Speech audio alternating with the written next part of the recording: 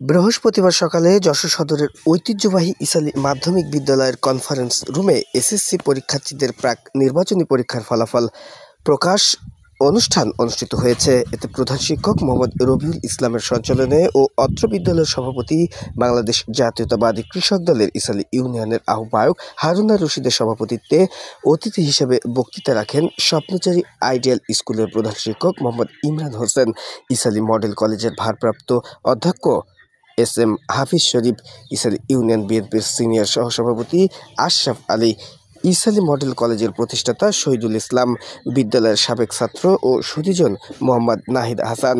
SSC প্রাক নির্বাচনী পরীক্ষার ফলাফল প্রকাশ করেন শ্রেণী শিক্ষক মণিশঙ্কর ঘোষাল। ফলাফল প্রকাশ অনুষ্ঠানে প্রধান শিক্ষক ফলাফলের উপর পাঠ আলোচনা সহ বিভিন্ন দিক তুলে ধরেন।